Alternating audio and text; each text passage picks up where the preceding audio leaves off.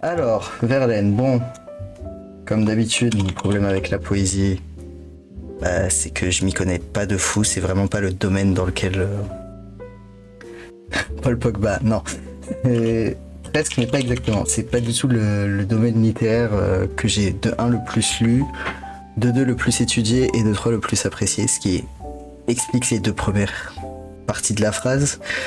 Euh, la poésie, je trouve ça... Je dis pas que c'est de la merde, hein. Je trouve ça sympa de temps en temps, mais j'ai vraiment du mal à me poser et lire un recueil de poésie, comme j'ai certains potes qui le font, qui ont des recueils chez eux, et genre, je suis un peu impressionné. De temps en temps, effectivement, ça m'arrive de tomber sur un poème et de me dire ah ouais, c'est très beau. Et en général, genre, je suis content quand je lis un poème, hein, mais en lire plusieurs, impossible. Et en plus de ça, ça demande ça demande vraiment du temps d'être fan de poésie, parce il faut analyser. Chaque mot est important, chaque syllabe est importante, chaque manière de tourner est importante. Ouais, c'est ça. Lire un recueil, c'est chaud, mais analyser un poème, c'est incroyable. Genre, c'est incroyable, mais ça demande vraiment beaucoup de temps. Et moi, je suis quelqu'un de très impatient dans ma vie. Du coup, c'est pour ça que le roman, c'est ce qui me parle le plus, avec le théâtre en deuxième, parce que c'est pas si important. Et le théâtre est en deuxième parce que c'est des fois de la poésie déguisée. Mais ouais, en fait, le fait de se dire que sur un poème, on peut passer une journée, voire des jours entiers à analyser un vers, quelque chose comme ça, c'est vraiment... ça m'étouffe un peu, on va dire. Et d'ailleurs, quand j'étais, fut un temps lointain en prépa littéraire, on avait ce qu'on appelle des cols, donc c'est des examens oraux, on doit faire des choses en direct, quoi. Et en l'occurrence, moi, je devais analyser un poème en direct. Et c'est une colle dans laquelle j'ai pleuré, car j'ai fait mon analyse d'un poème, je crois que c'était un poème de Baudelaire, mais je suis même pas sûr. J'ai fait un peu une amnésie traumatique. Bref, je fais mon analyse, et en fait, c'est une épreuve qui dure 30 minutes. 30 minutes où on parle et on explique du coup ce qu'on a trouvé sur ce poème. On l'a préparé pendant environ 1 heure. Donc je finis, ça fait une demi-heure que je suis en train de tout donner sur voilà ce que j'ai compris de ce poème. Et le prof qui est en face de moi me dit ah, et bah très bien, vous n'avez rien compris au poème. Donc c'était super. C'était un moment exceptionnel. Et du coup, pendant que j'essayais de retenir mes larmes, parce que bah, ça faisait quand même 1 heure et demie de ma vie que je passais sur ça, et que bah, c'était pas agréable de s'entendre dire que ce qu'on faisait c'était de la merde. Lui, il me racontait des choses en me disant que le matin il se levait pour voir le soleil se lever et que ça lui donnait presque envie de pleurer de voir le soleil se lever. Il me demandait son avis il me demandait mon avis sur les levées de soleil, alors que moi j'étais littéralement genre les larmes coulaient sur mes joues, mais j'arrivais à garder un semblant de silence, quoi. Genre j'étais pas en train de full pleurer, mais enfin ça se voyait quoi que j'étais pas bien, et j'étais vraiment en mode ouais les larmes du lever de soleil, ouais. Donc ça a potentiellement joué dans mon trauma de la poésie, on va pas se mentir. Alors, Verlaine. On va commencer par... Alors Verlaine. En fait, le truc c'est que j'aimerais bien qu'on commence par les poésies les plus connues, parce que souvent, si elles sont connues, il y a moyen que je les ai vu dans mon cursus, ou quand j'en ai entendu parler, et du coup que j'ai des clés de lecture, ce qui n'est pas le cas d'une poésie que je n'aurais jamais vue, quoi. Parmi ses œuvres les plus connues figure Chanson d'automne. Ok, on va tenter Chanson d'automne.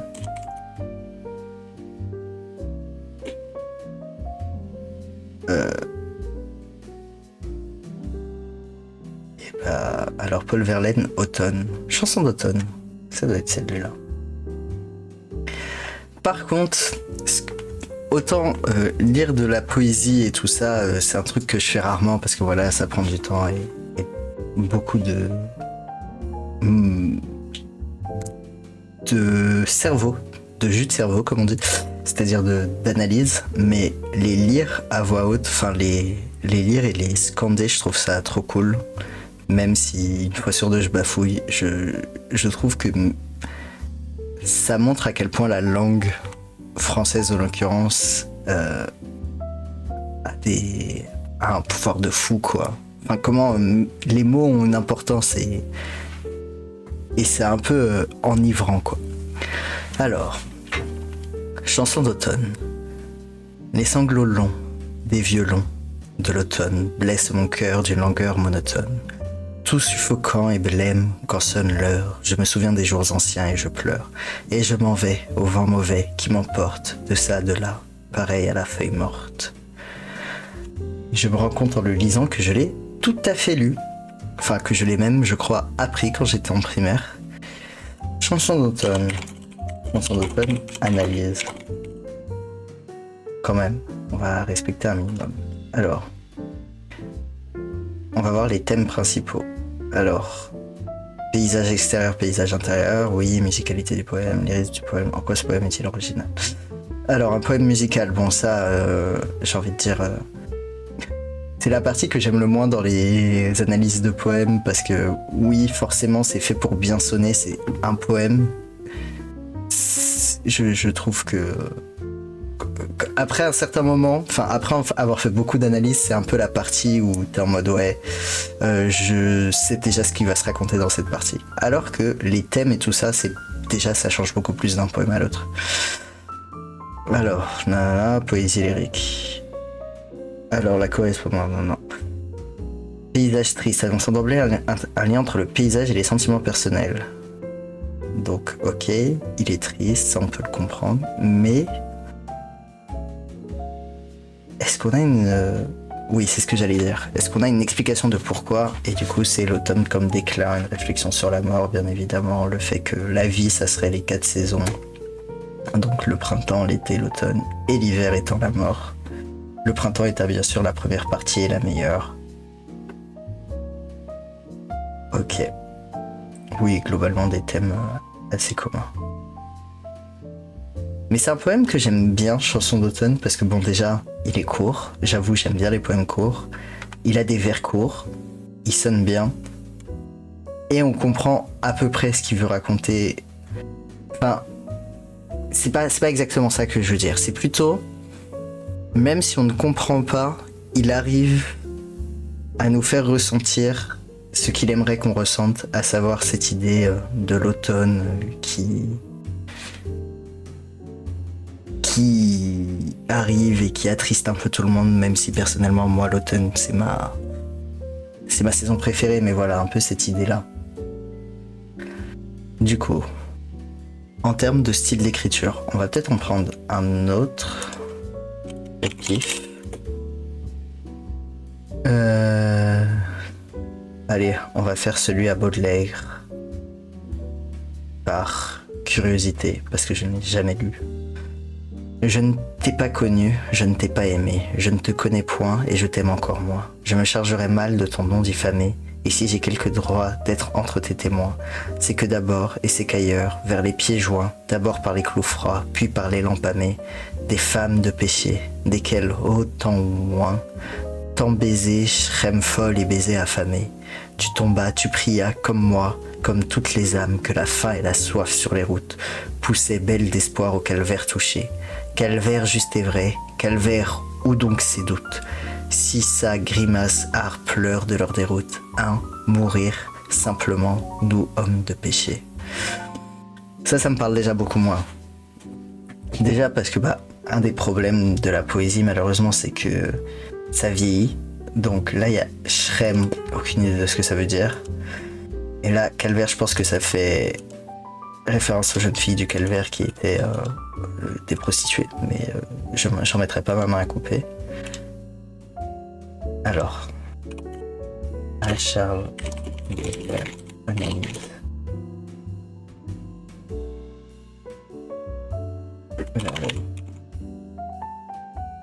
Effectivement, si j'ai mis Baudelaire analyse. Ok, il est là, il est là.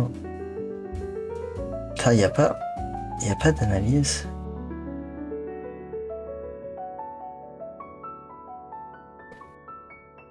Ok. Paul Verlaine sur Charles Baudelaire. Putain, on n'a pas d'analyse de ce poème. Eh bah écoutez, on restera dans l'ignorance. Bon, style d'écriture.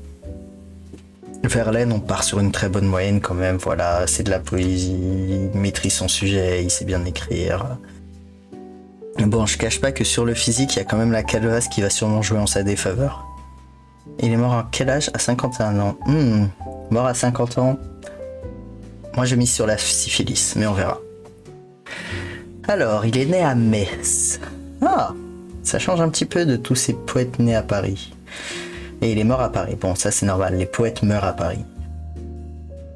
Alors, il cessa la poésie et publie son premier recueil à 22 ans. Ah, c'est un peu agréable de voir des poètes qui ont commencé aussi tard parce que je crois que la dernière fois c'était Baudelaire qu'on a eu et il écrivait des poèmes genre à 11-12 ans et t'as un peu ce truc de dire putain à 11-12 ans il écrivait des poèmes alors que moi j'écrivais des fanfictions sur Mozart Opéra Rock à base de vampires et de loups-garous.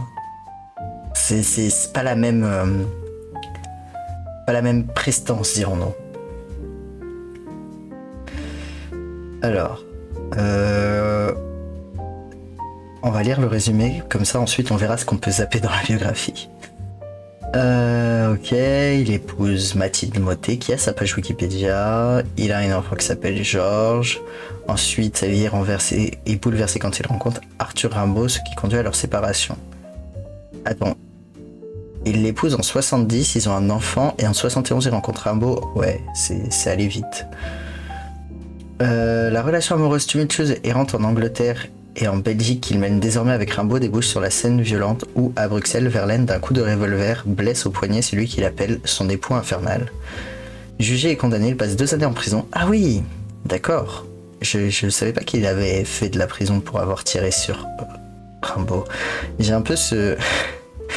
J'avais un peu l'impression que, à l'époque, genre, ils se tuaient un peu tous les uns les autres et c'était ok parce qu'ils étaient riches. Et ils allaient rarement en prison. Genre, je sais que Proust, il a fait giga les duels. Bon, après, il a touché personne. Mais ça avait l'air d'être ok, quoi. Renouant avec le catholicisme de son enfance, écrivant les poèmes, les recueils, sagesse, jadis et naguère et parallèlement. Usé par l'alcool et la maladie, Verlaine meurt à 51 ans d'une pneumonie aiguë. Ah, j'ai perdu. J'avais misé sur la syphilis. Mais c'est vrai que pneumonie, c'est aussi l'ambiance de cette époque. Alors, archétype du poète maudit, notion qu'il a lui-même forgée. Un peu Edgy le Verlaine, hein. Verlaine est reconnu comme un maître par la génération suivante. Son style fait de la musicalité et de la fluidité, jouant avec les rythmes impairs et la tonalité de nombre de ses poèmes, associant mélancolie et clair-obscur. C'est la ref, c'est un jeu vidéo. Révèle, au-delà de l'apparence simplicité formelle, une profonde sensibilité en résonance avec l'inspiration de certains artistes contemporains, des peintres impressionnistes ou des compositeurs. D'accord. Et effectivement, il y a une liste de compositeurs qui ont mis en musique plusieurs de ses poèmes, dont Debussy et Hébé. Avoir un poème mis en musique par Debussy, c'est quand même quelque chose. Ok. Alors, il nous vient d'où, Verlaine? Donc, nanana... son père... Alors, ok, ils sont mariés depuis 13 ans, mais ça serait vraiment cool de savoir ce qu'ils faisaient dans leur vie. Genre là, on sait juste... Ok, donc c'est une famille de petite bourgeoisie assez aisée qui élève... Attends, quoi? Paul restera le fils unique de cette famille de petite bourgeoisie. Ok. Mais il est élevé avec sa cousine orpheline, Elisa. Alors, son père, il est belge. En tout cas, il est né en Belgique. Militaire de carrière. Ok, souvent, c'est un peu le cas, comme le beau-père de Proust. La famille de Verlaine quitte Metz pour Paris en 51. En 51, il a quel âge? Il est né en 44. Donc en 51, il a 7 ans. Ok, donc il vient quand même à Paris assez jeune. Okay.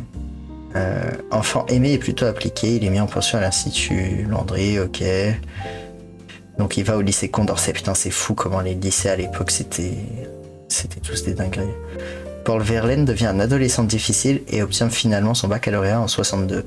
62, 44, 60, moins 40, ça fait 22. moins 4, ça fait moins 2. Bah, du coup, il avait 16 ans. C'est ok pour le bac.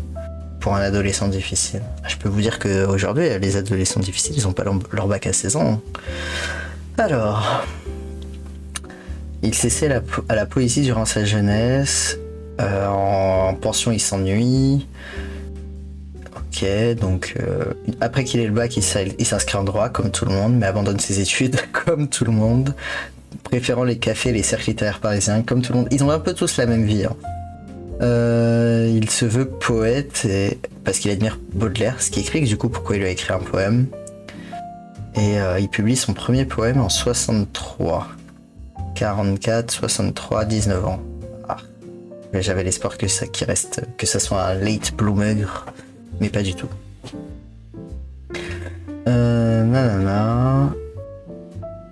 Portrait satirique du bourgeois qu'il reprendra dans son premier recueil. Il collabore au premier Parnasse contemporain et publie à 22 ans, en 1868, les poèmes satiriens qui traduisent l'influence de Baudelaire, mais aussi une musique personnelle orientée vers la sensation rendue. Ok. Il se réunit régulièrement avec d'autres artistes, adeptes du mouvement parnassien. Bon, ok, il fait partie de la Parnasse, on a l'idée. Mouvement parnassien, quand même. Rappelons-nous ce que c'est. Donc la Parnasse, mouvement parnassien. Mouvement poétique apparu en France dans la seconde moitié du 19e siècle. Il tire son œil du recueil poétique La Parnasse contemporain de Lemaire. Le terme Parnasse dans son usage commun désigne la poésie en général et les poètes. Le mouvement parnassien apparaît en réaction au lyrisme subjectif et sentimental du romantisme. Ses principes sont la valorisation de l'art poétique par la retenue, l'impersonnalité et le rejet de l'engagement social ou politique. Ah, c'est pas de politique dans ma poésie, quoi. L'art n'aurait pas à être utile ou vertueux et les buts en seraient uniquement la beauté, l'art pour l'art. Donc c'est ça la Parnasse. Donc je sens qu'on va avoir un Verlaine, quand on va devoir savoir s'il est based, il va être assez aux F tiers. C'est souvent le cas de ce genre de profil. Ok, donc il participe à des soirées, apparemment il chante, c'est là-bas qu'il rencontre sa future femme. Son père le fait entrer dans une compagnie d'assurance parce qu'il est inquiet de son avenir, puis à la mairie du 9e arrondissement, puis à l'hôtel de ville. Et putain, c'est tranquille quoi. Il a fait aucune étude. Il a fait 0 études, il a commencé un truc de droit et son père il lui trouve une place en tant qu'assureur, puis en tant que maire, qu'employé de mairie, puis en tant qu'employé de l'hôtel de ville. Il vit toujours chez ses parents. Ah d'accord, c'était un peu un Tanguy. Et après le décès du père en décembre 75, chez sa mère avec laquelle il entretient une relation de proximité et de violence toute sa vie. Ah, c'est un peu comme Mommy, le film de ce réalisateur québécois dont j'ai oublié le nom, Dolan. Un peu comme Dolan, Xavier, de son prénom. Il est très proche de sa cousine, ok. Il souhaitait discrètement l'épouser, mais elle se marie avec un entrepreneur aisé. Ce qui permettra à Elisa de faire paraître son premier recueil. Ah ok, donc il était amoureux de sa cousine qui s'est marié avec un riche, donc il était un peu dégoûté, mais avec l'argent du riche, elle a publié ses premiers poèmes. Du coup, finalement, c'est win. Elle meurt en couche l'année suivante, ce qui le rend d'autant plus alcoolique et violent. Il tente plusieurs fois de tuer sa mère. Ok. Jusqu'à présent, Verlaine, c'est pas insane, hein, on va pas se mentir en termes de vie. Donc il essaye de tuer sa mère qui lui dit d'épouser Marie Mottet qu'un ami lui a fait rencontrer. Il lui écrit des poèmes et il l'épouse et ils ont un gosse ensemble. Alors que là, il est déjà full alcoolique et violent. Donc la pauvre Mathilde Sophie Marie Mottet, coup dur. Le tumulte, Rimbaud, puis le retour à la foi. Ok, c'est sa crise de la quarantaine, quoi. Alors, pendant la guerre franco-prussienne et la Commune de Paris, putain, mais c'est ça aussi le truc, c'est qu'on arrive dans la période où chaque auteur a vécu des dingueries historiques, quoi. Que soutient le jeune poète? Ah, il soutient la Commune de Paris. Ça, c'est pas mal. Ça joue en sa faveur. Pendant le siège de Paris par les Prussiens, il s'est engagé dans la garde nationale sédentaire, où il est de garde une nuit sur 2 dans un secteur calme. Ok. Donc il se mouille mais pas trop quoi. Pendant la Commune de Paris, il est partisan de la Révolution. Il accepte d'être chef du bureau de la presse de l'Hôtel de Ville. Allez. Il sera condamné par contumace par le 4e Conseil de guerre à la déportation en enceinte fortifiée et à la dégradation civique. Il fuit Paris pour échapper à la répression versaillaise et éradier de l'administration. Ok, là il s'est quand même un peu mouillé, vu que comme il s'est rebellé un peu trop, il a été globalement banni. Enfin, il s'est banni tout seul. Verlaine, qui est et se sait bisexuel, voit sa vie devenir plus tumultueuse après la rencontre en septembre 71 d'Arthur Rimbaud. Alors âgé de 16 ans. Ah, attends. Rimbaud, il a 16 ans, 71, 44, il a quoi, 27 ans? Attendez, je panique. 26? 27, ok, j'ai paniqué pour rien. 27 ans et l'autre il en a 16, ok, c'est pas insane, avec lequel il va vivre une relation amoureuse conflictuelle jusqu'en 73. Bon, au moins ça dure pas si longtemps, enfin ça dure quand même 2 ans, ouais, c'est chaud. Pendant quelques mois, Rimbaud cohabite avec Verlaine et son épouse. D'accord. Avant même la rencontre avec Rimbaud, le couple avec Verlaine et Mathilde bat de l'aile, bah tu m'étonnes. Il trouve qu'elle s'est enlidée avec sa grossesse et s'en désintéresse. Mais quel fils de chiotte. Il la frappe à plusieurs occasions après s'être saoulé à l'absinthe. Mais vas-y, jette le bébé contre les murs sous l'effet de l'alcool, redevenant plus d'eau seulement en décuvant. Mais ok, c'est un peu une grosse merde, Verlaine, non? Il a fait la révolution, mais quelle grosse merde.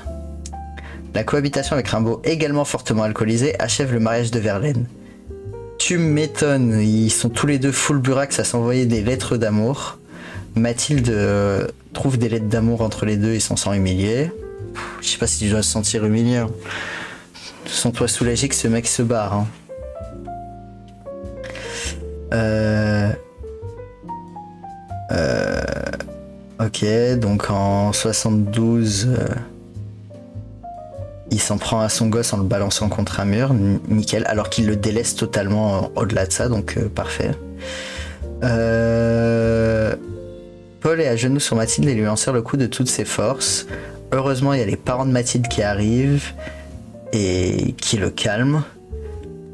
Verlaine quitte la maison et ne reparaît pas, retournant chez sa mère. Putain, mais Verlaine, t'as 27 ans, quoi. Non, t'en as 29 maintenant. Mathilde demande la séparation et obtient 4 causes par jugement tribunal. Nickel. Le divorce sera prononcé en 85. Attends. Par un tribunal civil de la Seine-Rodie 74. Le divorce sera prononcé le 9 février 1885. La loi Naquet qui le rétablit date du 26 juillet 1884. Ah, je suppose que avant, ils avaient pas le droit de divorcer. Donc en gros, dès qu'il y a eu moyen de divorcer, elle s'est dit ok, je divorce. Ok. Donc Verlaine vit par intermittence avec Rimbaud, leur relation affichée fait scandale, et la violence de Rimbaud crée aussi le tumulte. Dans le cercle des poètes zutiques, les poètes zutiques, où Verlaine l'a introduit. C'est un groupe informel de poètes, peintres et musiciens français qui se réunissaient à l'hôtel des étrangers. Ok, sans programme ni manifeste, ce rassemblement d'artistes doit être vu comme une dissidence des dîners des vilains bonhommes organisés à Paris. Ok, globalement c'était des artistes incompris qui se réunissaient pour parler entre eux. Non mais ils disent que Rimbaud était violent, mais Verlaine il a failli tuer son gosse et sa femme. Enfin je sais pas, j'ai un peu l'impression que c'était pas le seul problème. Finalement le pauvre Lélian, anagramme de Paul Verlaine, comme il se nomme lui-même, part pour Londres avec l'époux infernal. Le pauvre, mais quel le pauvre, c'est une merde depuis tout à l'heure quoi. Rompant de fait définitivement avec sa femme. Hugo apprenant la nouvelle s'apitoie. Effroyable histoire de Paul Verlaine, pauvre jeune femme, pauvre petit enfant, et lui-même qu'il est à plaindre. Mais arrêtez de le plaindre lui, il a rien à... Enfin... C'est une mauvaise personne quoi. Il n'y a aucune raison de le plaindre. Alors, il erre entre l'Angleterre et la Belgique, ce qui fait qu'il écrira le recueil Romances sans parole. Il n'arrête pas de se mettre avec Rimbaud, puis de se séparer, puis de se remettre, puis de retourner dans sa famille. Ok, donc voilà, on sait de ce qui se passe avec Rimbaud, le coup de revolver qu'on a lu dans le résumé. Craignant de voir son amant par les coups de revolver de poche, le faucheux de Paul Verlaine qui craignant de voir s'éloigner son amant. Ah oui, d'accord, en plus c'était pour le garder près de lui, quoi. Je t'aime, c'est pour ça que je te tire dessus. Il est incarcéré le jour même dans un centre de détention provisoire, inculpé pour son geste et stigmatisé pour sa relation avec Rimbaud. Ah, mais c'est pour ça qu'il est condamné. Je me disais, mais c'est bizarre, depuis... ça fait 12 000 auteurs qu'on voit qui font des dingueries, ils sont jamais condamnés à rien. Balzac, il avait 1 million d'euros de dette et il vivait la vie d'Aloca. Mais en fait, Verlaine, il était gay. Et c'est pour ça qu'on le détestait. Enfin, après, Rimbaud était jeune aussi. Condamné à 2 ans de prison, même si Rimbaud a retiré sa place, la pédérastie étant un élément aggravant. Alors la pédérastie, c'est globalement de la pédocriminalité, mais c'est juste qu'avant on disait que genre, si... En fait, techniquement, c'était genre, à partir de 14-15 ans, c'était genre entre un ado et un adulte, au lieu d'être entre un enfant et un adulte, on va dire. Mais voilà, c'est pas insane non plus. La sentence est confirmée, et il est incarcéré à la prison de Bruxelles. Et bah putain, s'il est incarcéré pour pédérastie en prison, je pense que l'ambiance était pas insane. Alors, pendant qu'il est à la prison de Mons, il retrouve la foi catholique et écrit des poèmes qui prendront place dans ses derniers recueils. Sagesse, jadis et naguère, parallèlement, ok. La composition en prison de 32 poèmes insérés dans ses recueils issus d'un manuscrit autographe datant de 73-75 intitulé C'est l'enlèvement est classé trésor national, d'accord. Ok, il est libéré avec une remise de peine de presque 1 année pour bonne conduite. Ah, il avait envie de se casser. Il tente de se réconcilier avec Mathilde qui obtiendra finalement le divorce et la garde de son enfant. Hugo Mathilde, hein. Clairement t'avais pas à le reprendre. Il passe 2 jours et demi avec Rimbaud à Stuttgart. Putain, mais pourquoi encore avec Rimbaud? Reniant son dieu. C'est leur dernière rencontre et Rimbaud remet à Verlaine le texte des Illuminations que Verlaine fera publier en 86. Ok, donc il dit, il est un peu en mode bon, j'ai retrouvé Dieu, mais un dernier petit écart avant, et ensuite c'est ciao. Alors, en 75, il s'installe à Londres comme professeur de grec, latin, français et dessin. D'accord. Je m'attendais pas au 4e, mais c'est vrai que je crois qu'on a vu des dessins de lui. Ok, enseigne dans différentes villes anglaises, d'accord, il devient juste prof. C'est vrai que c'est cool à l'époque, tu peux juste être prof comme ça finalement. Il revient en France, devient répétiteur en littérature, ok, donc il devient encore prof quoi.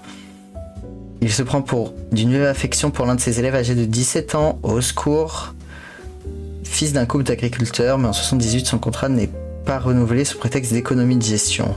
Ouais, tu m'étonnes. Je pense surtout qu'il n'est pas renouvelé parce que il s'intéressait d'un peu trop près à ses gosses. C'est vrai, putain, j'ai pas réalisé qu'il était devenu prof alors que le mec, il était intéressé par les gosses, quoi. Au secours. Paul et Lucien partent pour l'Angleterre. Oh non. Ah non, j'avais l'espoir que Lucien, il ait pu éviter, mais il n'a pas évité. Où ils enseignent séparément dans des villes différentes. Attends, mais comment ça il enseigne? Lui, il a 17 ans. Enfin, 18 maintenant. Bon, au moins, ils sont pas dans la même ville. Verlaine rejoint Lucien à Londres. La nature de la relation reste l'objet de conjectures. Ouais. La section Lucien Létinois du recueil Amour semble désigner un lien charlien nié par certains biographes. Bah, j'avoue qu'après ce qui s'est passé avec Rimbaud, moi, j'ai pas trop de doutes, mais bon. En tout état de cause... Verlaine est attaché à Lucien, oui, et Lucien aussi à Verlaine, oui, mais en même temps, Lucien c'est un gosse, Verlaine il a genre 40 ans là. Verlaine reporte sur Lucien dont il aime la douceur et admire la prestance, son amour paternel frustré. Oh non, ça rend le tout encore plus malsain. Lucien, plus docile et prévenant que Rimbaud, paraît avoir accepté de bonne grâce les sentiments protecteurs du poète. Et niveau alcoolisme et tout ça, Verlaine c'est ok du coup. Ils reviennent en France et vont vivre chez les parents de Lucien. Putain, Lucien il est en mode ok, voici mon mec de 40 ans, est-ce qu'il peut venir? Puis ils vont dans le sud des Ardennes avec l'argent de sa mère. Verlaine achète la ferme dite de la petite paroisse qu'il fait enregistrer au nom du père de Lucien. En plein divorce, il craint que sa femme fasse saisir la ferme. Non mais ça divorce à balle dans les années 1800 là. Fin du 19e siècle. Mais l'affaire, mal gérée, périclite vite. En 82, Verlaine doit revendre la propriété à perte. Paul rentre à Paris, Lucien et ses parents s'installent à Ivry-sur-Seine. En 83, Lucien meurt subitement de la fièvre typhoïde. Putain, il y avait ça aussi. Il n'a que 23 ans. Profondément désespéré par la perte de son fils adoptif, Verlaine lui consacrera 25 poèmes placés à la fin du recueil Amour. Ok. Bon. J'avoue, ça c'est un peu coup dur parce qu'ils avaient l'air de. Enfin, il avait l'air d'y tenir. Après, il disait qu'ils avaient une relation paternelle. Si c'était effectivement le cas, c'est d'autant plus coup dur et un peu moins condamnable moralement, dirons-nous. La déchéance. Ah oui, parce que jusque-là, c'était insane quoi, sa vie. Il revient à Paris, mais il n'arrive pas à rentrer dans l'administration vu qu'il a participé à la Commune il y a genre 20 ans. Il renoue avec les milieux littéraires. J'aime pas trop ça parce qu'il va retrouver des gamins. Il publie un essai remarqué sur les poètes maudits. Ah, c'est donc vraiment, genre il était vraiment là en mode oh là là, je suis tellement maudit car je suis un poète, alors que Brotte était juste alcoolique. Il rassemble des poèmes écrits une décennie plus tôt et que couronne le célèbre art poétique. Ok. Il revendique un art sans rien en lui qui pèse ou qui pose. Il est alors reconnu comme un maître et un précurseur par des poètes partisans du symbolisme ou du décadentisme. Donc ouais, que des écoles qui s'intéressent uniquement à la forme et pas vraiment au fond. Ok.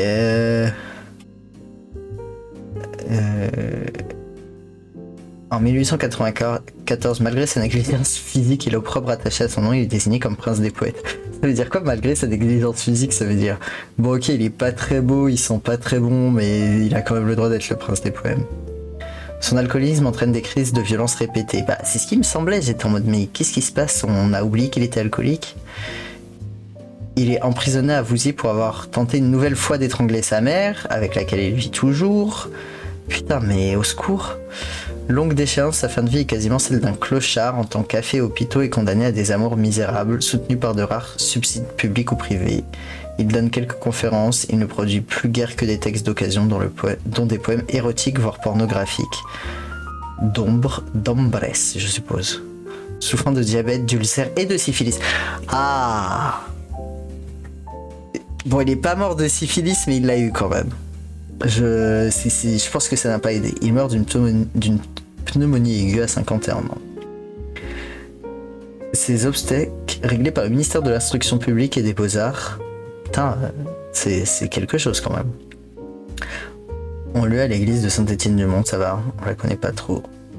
En présence notamment de Gabriel Fauré qui tient les orgues et de Montesquieu qui relate les funérailles de Dave Verlaine. Montesquieu, on le voit depuis un moment et c'est vraiment...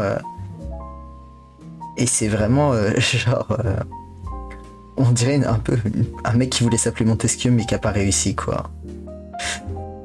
Nanana. Très bien. Alors, l'œuvre de Paul Verlaine, bah en fait, comme on a vu, c'est la musicalité, tout ça. Et en fait, entre 22 et 35 ans, il écrivait vraiment pour être un poète, et après, il écrivait pour payer ses factures. Ses textes en prose sont tardifs et surtout autobiographiques. Ok. Bon. Alors... Et le physique, bien sûr. Bon, comme je disais, malheureusement pour lui, j'ai l'impression que la calvasse l'a un peu nerf sur la partie physique du jugement. Alors, regardez. Image. Quand il a un chapeau, ça va quoi. Mais là, on voit déjà que ça recule. Et... Ah oui, non mais jeune, ça allait en fait.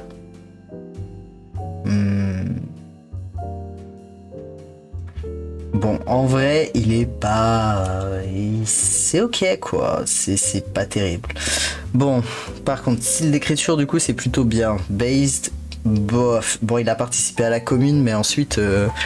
genre toute sa vie ça a été juste un mec alcoolique et violent qui a littéralement failli tuer son fils, sa mère, sa femme, son amant. Ouais non en fait ça fait un peu beaucoup. Et physique on n'est pas ouf. Donc pour moi il va dans surcoté. Il va dans surcoté. Et en plus il a même pas le bonus de Virenco Moles quoi. Il a juste une vie un peu aux F tiers. Je pense que... Ouais, il va aller entre... Ah, j'ai oublié le nom du mec qui a écrit les mémoires d'Otto. Entre Chateaubriand et Montesquieu. Je me souviens pas pourquoi Chateaubriand. Non, je crois que Chateaubriand, il avait vraiment des takes un peu terribles. On va le mettre devant Chateaubriand. Mais est-ce que Chateaubriand essayait de tuer sa femme, son gosse et... Ouais, non, on va le mettre derrière Chateaubriand. Désolé mec. Mais désolé, pas désolé. C'est vraiment terrible parce que Rimbaud, le GOAT, il est en top et genre le mec qui était son lover, il est en surcoté et genre presque en éclaté quoi. Ok. Putain, il est déjà presque 11h. Ça va lentement aujourd'hui. Hein. Alors. Une jeune fille, une jeune femme pour une fois. Est-ce que ça serait pas George Sand? Est-ce qu'on n'aurait pas la goutte? Je connais très mal George Sand. Je dis la goutte, ça se trouve elle est giga problématique. Colette, putain, Colette. Mais attends. Colette, c'est si vieux que ça? Enfin, sur les images en tout cas. Colette.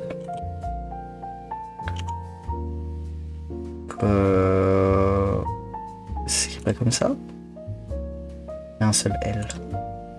Colette. Romancière, dramaturge. Ok. Née en 73. Ah, c'est à peu près quand l'autre est mort. Alors, Colette, extrait. On va commencer par ça déjà. Son style d'écriture. Je crois que j'ai jamais rien lu de Colette. Et pourtant, putain, ce que j'en ai étudié des bouquins dans ma vie. C'est quoi ça? Attends, hop là. Hop là. Alors. Love Sido est un récit autobiographique. Putain, les meufs, c'est quand même beaucoup d'autobiographies. Après, tu me diras, les mecs aussi, c'est juste qu'ils appellent pas ça des autobiographies. Alors. Non.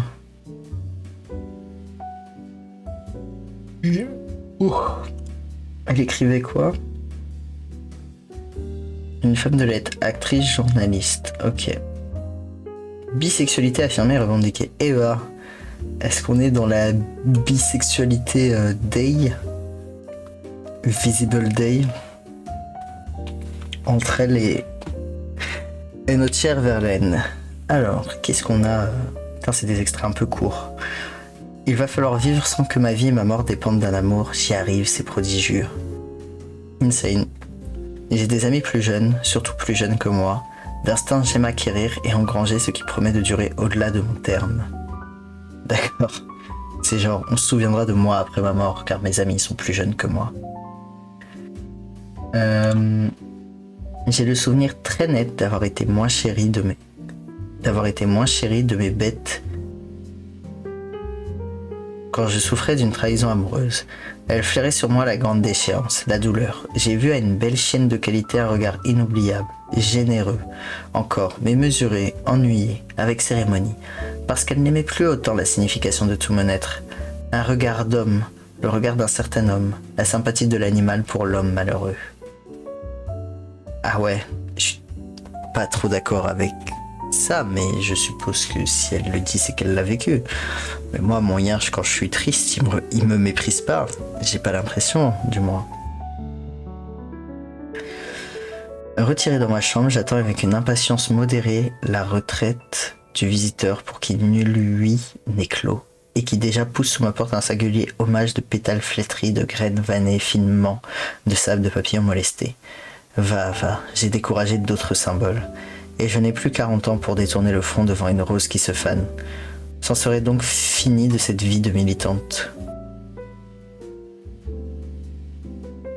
Ok. Est-ce que c'est une métaphore de sa mort?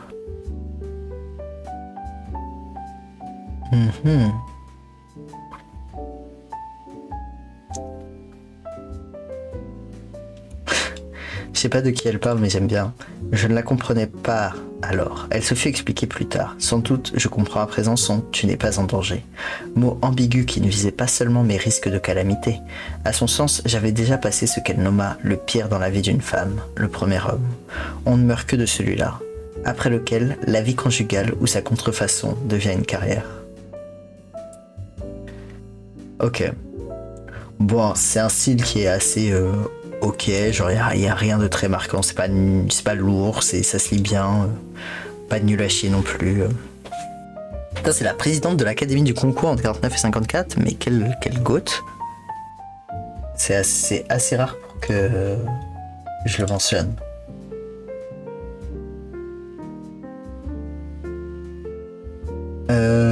Alors, une seconde. Colette, Sidonie Gabrielle Colette dit Colette. Ok, donc Colette c'est son nom de famille. Elle est considérée à l'instar de Voltaire ou Victor Hugo avant elle comme l'une des plus grands écrivains français symbolisant son époque et la littérature.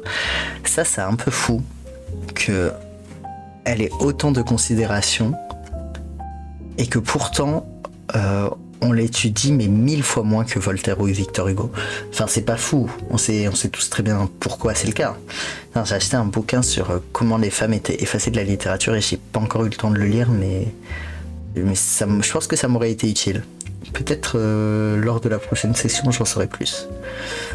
Elle est l'une des plus célèbres romancières aussi bien en France qu'à l'étranger de la littérature française. Sa bisexualité affirmée et revendiquée occupe une large place dans sa vie et son œuvre, au même titre que son amour profond et prononcé de la nature, ou sa description tendrement moqueuse de la société française de la Belle Époque.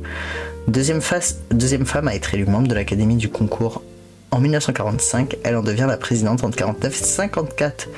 Elle est la première femme en France à recevoir des funérailles nationales. Putain, attends, elle est morte en quelle année? Elle est morte en 54. Ça veut dire que avant 1954, ça fait même pas 100 ans. Ça fait même pas 100 ans qu'une femme a eu le droit à des funérailles nationales, quoi. C'est fou. Ok. Donc, fille du capitaine Jules Joseph, ok, encore un militaire. Issue d'une famille métisse de Martinique. D'accord. Donc, sa mère était issue d'une union mixte. Ok, là. Après avoir perdu une jambe, son père devient précepteur. D'accord. Alors, elle vit une enfance heureuse à Saint-Sauveur-en-Puisaye, un gros village de Bourgogne. Où c'est Saint-Sauveur-en-Puisaye? L'image, elle vend du rêve. Est-ce que vous avez pas envie d'aller à Saint-Sauveur-en-Puisaye? J'aurais bien aimé le voir sur la carte, voilà, c'est ça. Ok, je voulais pas la modifier, je voulais juste la voir en plus grand.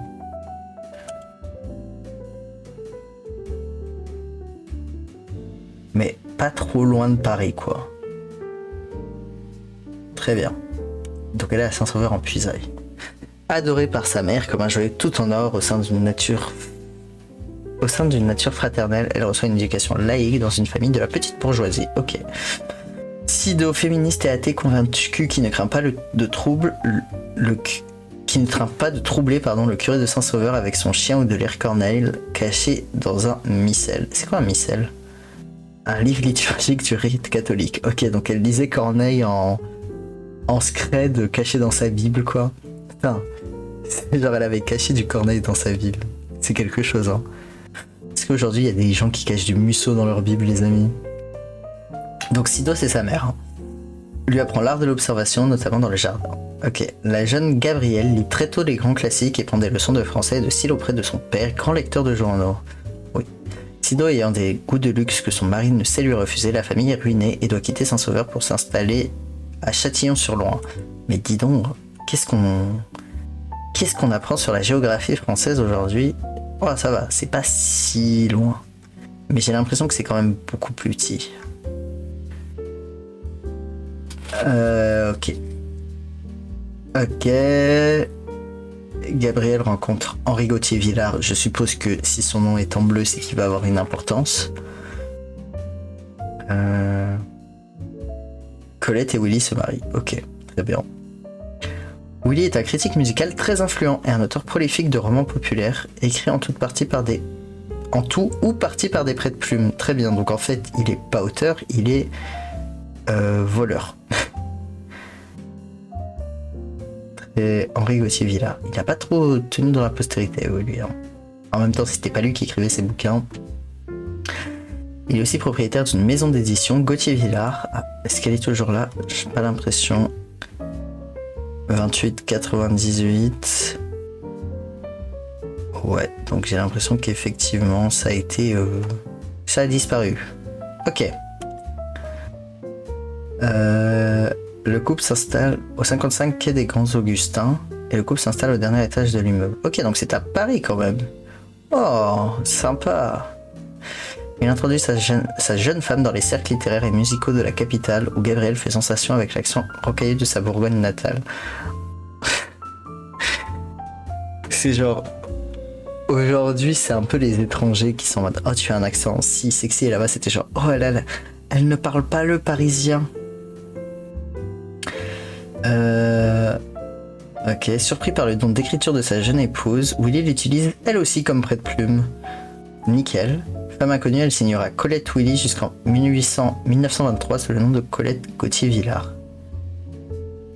Sous le nom de Colette Gauthier-Villard, elle publie ses chroniques musicales dans La Cocarde, dirigée par Maurice Barrès.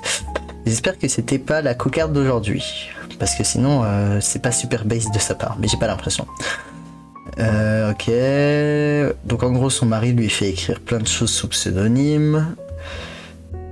Et en 1902, elle est une des premières à suivre précocement la mode des garçons, coupant ses cheveux nattés, aux grandes dames notamment de sa mère. Oh là là, elle ose se couper les cheveux. Peu à peu, elle se libère de la tutelle de son mari, publie des choses encore sous le nom de Colette Willy et fréquente assidûment Madeleine Deslandes. Quand je vois le soir, quand l'ombre a rendu impénétrable les futaies, car je suis sa relation inavouable. Ah ok, c'est sa maîtresse quoi. Pour gagner sa vie, encouragée par le comédien et mime Georges Wag, elle poursuit une carrière au music hall où elle présente des pantomimes orientales. La première mime féminine de son temps, écrit-elle. Putain, quand même une carrière au music hall dans des tenues très légères. La préfecture de police interdit notamment son spectacle de pantomime nu sous une peau de panthère. D'accord. Ça, elle rappelle un peu... comment elle s'appelle? Joséphine Baker. Ok, donc elle se produit à Marignan, Moulin Rouge, au Bataclan, très bien. Elle fréquente également le Palmiers Bar, établissement pour homosexuels et lesbiennes tenu par Palmyre Dumont. Et B... On est en quelle année là? Oh, on est au début du XXe siècle, ok, ça va. J'allais dire ils étaient en avance sur leur temps, mais non, c'est à peu près l'époque où ça devient, on va dire, toléré. Ce sont des années de scandale et de libération morale. Après sa séparation avec Willy... Ah mais c'est séparé de Louis en 1906 en fait. C'est pour ça qu'elle est allée dans le music hall. Elle vit plusieurs relations lesbiennes, notamment avec Mathilde de Morny, fille du duc de Morny, qui est sa partenaire sur scène. Ah. Et pas que sur scène. En 1911, c'est qui elle vit le plus souvent et qui lui a offert la Villa Rosven à Saint-Coulomb. Putain, mais... Se faire offrir une villa par sa maîtresse ou son amant, c'est vraiment... J'ai envie de dire Gaulle, quoi. À Saint-Coulomb en Bretagne, avec Nathalie Clifford Barney, dite l'Amazone. Durant toute cette période, Colette chemine aussi dans sa vocation d'écrivaine. Elle publie des ouvrages évoquant ces années comme Les Vrilles de la Vigne et La Vagabonde, l'envers du musical ou en tournée. Elle est souvent invitée par le diplomate Philippe Berthelot et fera partie de ses protégés avec Paul Claudel et Georges Hérodeau. Devenu très proche de Philippe Berthelot jusqu'à devenir son ami, celle qui le baptisera le Seigneur Chat. C'est le fameux Seigneur Chat, quoi. Caricature de Willy, Colette et Polaire. Ok, est-ce que ça c'est genre... Ça c'est son mari, mais elle est avec une autre meuf en fait. Après une brève liaison avec Augusto L'Impérieux rencontré à la fin de 1909, elle fait la connaissance d'Henri de Jouvenel, homme politique et journaliste qu'elle épouse en 1912. En 1912, donc 6 ans après sa rupture. Ah, donc elle était pas juste en pause, quoi, elle a divorcé. Et qu'il l'engage à donner quelques billets de reportage au journal le matin. Ok, donc elle devient journaliste. C'est fou, quoi, à l'époque tu peux faire n'importe quoi tant que t'as les bonnes personnes, quoi. Enfin, je dis à l'époque, mais aujourd'hui aussi... C'est vrai que Louis Sarkozy, je sais pas trop ce qu'il a fait de sa vie, mais il peut faire à peu près tout ça et personne lui dira rien, quoi. Donc finalement, à l'époque, ça a pas trop changé. À plus de 40 ans, alors que son mari la trompe, elle devient la maîtresse du fils de son époux, Bertrand de Jouvenel, qui a alors 16 ans. Mais au secours! Mais... Au secours, entre Verlaine et elle, c'est même ambiance, quoi. Cette relation qui dure 5 années nourrit les thèmes et les situations dans le blé en herbe. Tu m'étonnes. En ce qui concerne Chérie, c'est un fantasme devenu réalité puisque le livre publié en 1920 était conçu en 1912, soit quelques années avant sa liaison avec Bertrand de Jouvenel. Le divorce avec Henri de Jouvenel sera prononcé en 1923, comme elle le fera pour Willy dans Mes apprentissages. Colette se vengera de son ex-ami par un roman Julie de Carnélan. Mais Colette... Ok, il t'a trompé, d'accord. C'est ça l'ambiance. Mais tu as couché avec son fils. Je suis pas sûr que tu sois un ange dans cette relation aussi, quoi. Ok, donc en 1919... Putain, mais elle a passé la guerre. Bon, après, c'est une meuf, donc effectivement, elle était peut-être pas aussi... embarqué dans ce truc là, mais on passe de 909 à 912 à 923 là, et il y a eu la guerre de 14-18 et Osef, quoi. Alors Colette est donc directrice du journal littéraire Le Matin. Elle contacte Léopold Marchand, qui est un mec du théâtre, entre les deux guerres pour contribuer à une nouvelle rubrique dénommée Mille et un matins. C'est aussi là-bas qu'elle embauche Hélène Picard, qui devient par la suite son amie comme secrétaire. Alors je sais pas si c'est son ami ou son ami. On verra.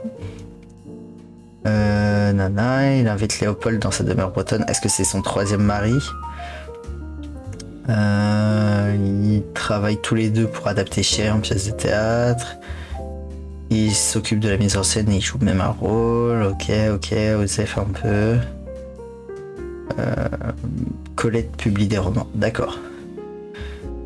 Colette préside dès la seconde année le jury du prix littéraire La Renaissance créé par La Pause. Le prix de la Renaissance est un ancien prix littéraire créé en 1921 et disparu en 1939. Tiens donc, en 1939. En vue de distinguer l'auteur du meilleur ouvrage, les lauréats de son prix seront successivement Alex Arnoux, Henri Jacques et Pierre Corlan. J'en connais pas beaucoup. Bon bref, il y a eu des gens, quoi. En 1928, elle précède toujours le jury du même prix. De 1927 à 1930, elle réside une première fois au Palais Royal, à l'entresol du 9 rue Beaujolais, dans un logement qu'elle nomme le Tunnel. Tu m'étonnes. Alors, j'ai bugué parce que l'image c'est Colette et son chartreux vers 1932. Et je suppose que chartreux c'est, je sais pas, un animal ou un truc comme ça. Mais pour moi c'était un alcool. Oui, c'est ça, c'est le chat, ok. Et je me disais, Colette qui pose en légende avec sa bouteille de chartreuse là. Mais non, ce n'était pas ça. Elle rencontre son troisième mari. Ah, on est qu'à 3, parce que je me disais que après, là, Léopold, on arrivait sur le troisième, mais du coup, non, elle l'a pas épousé. Ok. Donc, elle rencontre son troisième mari, Goudeket. Elle fréquente assidûment la Côte d'Azur, séjourne un temps dans sa villa de Guerveille, ok, bref. Ok. Attends, elle habitait où? Puis elle s'installe à Saint-Tropez, mais elle quitte parce qu'elle trouve qu'il y a trop de touristes. Putain, déjà à l'époque. En 1932, elle a besoin de thunes. Du coup, elle ouvre un institut de beauté qui ne reçoit pas le succès escompté, qu'elle ferme assez rapidement. Ok, coup dur.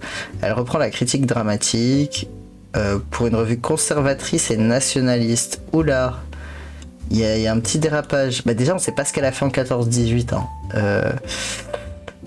Et là, j'ai peur pour 39-45. Est-ce que c'est pour ça qu'on ne l'étudie pas? Est-ce qu'elle serait le C-word? Pendant l'occupation, elle fait l'exode en voiture jusqu'en Corrèze. Ok, donc juste elle fuit, pour l'instant elle ne collabore pas. Où elle rejoint sa fille dans le château délabré de Curmonde, prêté par la famille de Jouvenel. Ok, donc son deuxième mari. Je savais même pas qu'elle avait une fille. Elle n'y séjourne que quelques mois avant de revenir à Paris, passer toute la durée de la guerre dans son appartement au Palais Royal. Du fait de ses origines juives... Attends, avec Maurice Goudek, c'est son troisième mari là. Du fait de ses origines juives, Maurice est arrêté par la Gestapo en 41. Il est transféré au camp de Compiègne et relâché en 42. Beaucoup revendiquent le fait d'avoir été les artisans de cette libération dont les circonstances ne sont pas connues. Car Colette a fait intervenir de nombreuses personnalités pour qu'elle use de leur influence. Ok, bon... Alors elle était pas dans la résistance, mais elle était pas le C-word quand même, quoi. Elle a juste décidé de sauver son mari et c'est tout. Elle est immobilisée par une arthrite de la hanche et continue d'écrire pour de nombreux journaux et de publier des romans. Son apolitisme s'accommode, nécessité financière oblige, de journaux collaborationnistes. Il est là. Le C-word. Son apolitisme, oui, enfin c'était pas de l'apolitisme, c'est de la collaboration en fait. C'est marrant de dire son apolitisme et après de parler de collaboration. C'est-à-dire que si elle était vraiment apolitique, elle ne serait pas collaborationniste. Ou de journaux pétainistes, qui paraissaient en zone libre, ce qui lui vaut les reproches des résistants dans la presse clandestine, notamment dans les lettres françaises. C'est donc effectivement pour ça qu'on l'a peut-être pas trop lu en fait, tout s'explique. En 45, elle est élue à l'unanimité à l'Académie Goncourt, dont elle devient la présidente en 49. Mais donc le Goncourt, ils en avaient mais rien à foutre d'avoir une collabo avec eux, quoi. Tout s'explique. En fait, je comprends beaucoup mieux l'histoire du Goncourt. Ayant compris que la célébrité passe par la maîtrise de son image, elle devient l'écrivaine la plus photographiée du XXe siècle.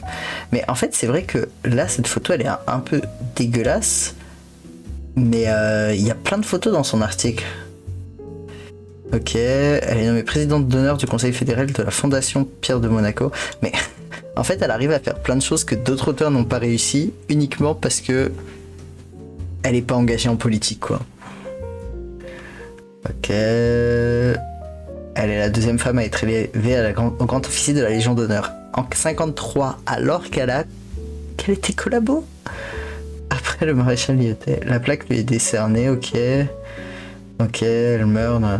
Sa réputation sulfureuse conduit au refus par l'église catholique d'un enterrement religieux. Bah écoutez, vous lui faites un petit enterrement collabo et ça ira. Mais la France l'honore, Colette est la première femme à laquelle la République ait accordé des obsèques nationales.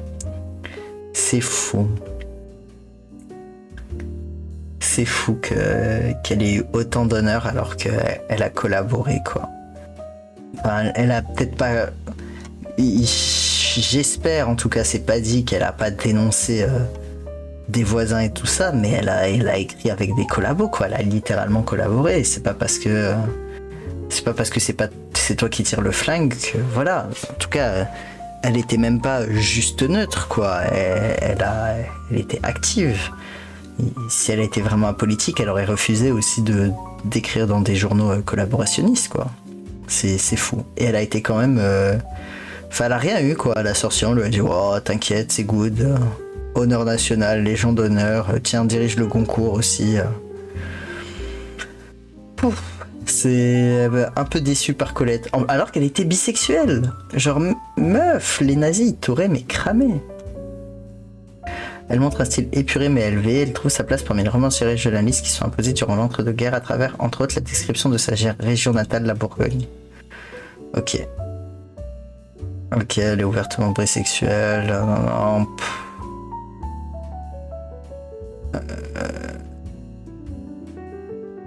pour toutes ces raisons, Colette a été étiquetée reine de la bisexualité par Julia Kristeva. Parce que là, on dit juste qu'elle a... Genre, on fait juste une liste de tous les partenaires qu'elle a eu, que ce soit homme ou femme. Ok, Colette ou féminisme. Colette n'était pas féministe. Tu m'étonnes. Elle déclare en 1910 à mon restaurant, les suffragettes me dégoûtent. Savez-vous ce qu'elles méritent, les suffragettes? Le fouet et le harem. Mais Colette, mais au secours. Elle répond à Walter Benjamin qui lui demande la femme doit-elle participer à la vie politique? Non, j'ai moi-même parmi mes relations un nombre suffisant de femmes équilibrées, en bonne santé, très cultivées, intelligentes, qui seraient tout aussi capables qu'un homme de siéger dans une commission ou un jury. Seulement, elles ont toutes chaque mois, et je vous assure que ce sont des femmes normales, parfaitement constituées, des jours où elles sont irritables, incontrôlées, imprévisibles. Les affaires politiques suivent leur cours tout de même pendant ces jours-là, n'est-ce pas? Et il faudra voter et prendre des décisions. Mais Colette, elle est problématique à ce. Attends, parce que là on a Colette et la bisexualité, Colette et le féminisme, Colette et la Belgique. Genre c'est quoi sa take sur la Belgique? Qu'est-ce qu'elle va dire? Je trouve que leurs frites ne sont pas si bonnes. Ok, non, juste elle a un peu des liens avec la Belgique. Ah, c'est coup dur. Oh, c'est un peu la douche froide, Colette, on va pas se mentir. Je m'attendais pas, je comprends finalement pourquoi on l'étudie pas tant que ça. C'est un peu le coup dur.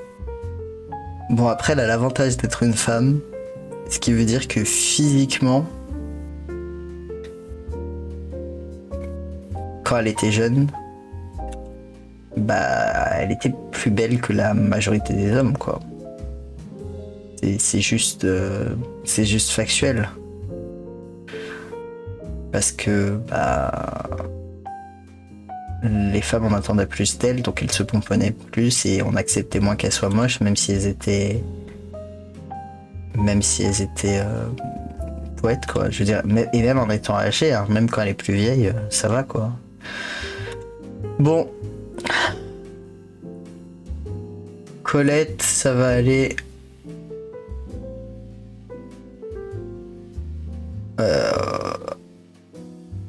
Proust, il était pas mal problématique aussi. Non mais elle, c'est tout le truc anti-féministe et tout ça, c'est quelque chose, quoi. Bon, on va la mettre là. Au secours. Ah mais là c'est la déception. J'avais un peu des hauts espoirs pour Colette parce qu'en plus jusqu'à présent on a eu qu'une femme qui c'était Olympe la gigagote. J'étais en mode ok, elles sont là pour tout détruire et en fait non. C'est peut-être effectivement pas plus mal qu'on l'étudie pas tant que ça à l'école, quoi. Bon. Ah, on passe au suivant. Et on espère une bonne surprise. On n'est pas à l'abri d'une bonne surprise. Alors, qui est-ce? Moi j'aurais dit Saint-Exupéry d'instinct, mais je crois que pas du tout. Albert Camus, c'est vrai. Non mais c'est vrai, maintenant que je le vois, je me rends compte que oui, je savais que c'était Albert Camus. Oh putain, Albert Camus. Mais Albert Camus, en fait, il va être...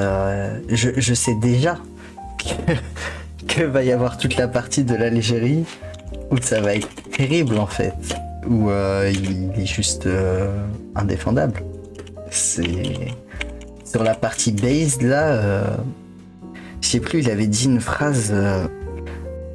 J'ai plus exactement le souvenir, mais c'est un truc du style choisir entre ma patrie et ma mère, quelque chose comme ça, et bref, c'était un peu le giga coup dur. Tiens, on va lire un extrait de La Chute et de L'étranger. Bon, L'étranger, tout le monde connaît, bien sûr, le début. Aujourd'hui, maman est morte. Peut-être était-ce hier. Maman est morte. Ça ne veut rien dire. Aujourd'hui, maman est morte, ou peut-être hier, je ne sais pas. J'ai reçu un télégramme de l'asile. Mère décédée, enterrement demain, sentiment distingué. Cela ne veut rien dire. C'était peut-être hier. Je pense que c'est un bouquin qui a marqué pas mal d'adolescents, qui nous fait réaliser à quel point, quand on est jeune et un peu hermétique à la littérature, à quel point les mots sont intéressants. Et c'est vrai que c'est accessible en termes de style d'écriture et tout ça, sans pour autant être contemporain, simple, roman ado, quoi. Du coup, ouais, je sais qu'on est beaucoup à avoir apprécié ça. Alors, on va lire des extraits de La Chute. Je vais vous dire un grand secret. N'attendez pas le jugement dernier. Il a lieu tous les jours. Autrefois, ma maison était pleine de livres à moitié lus.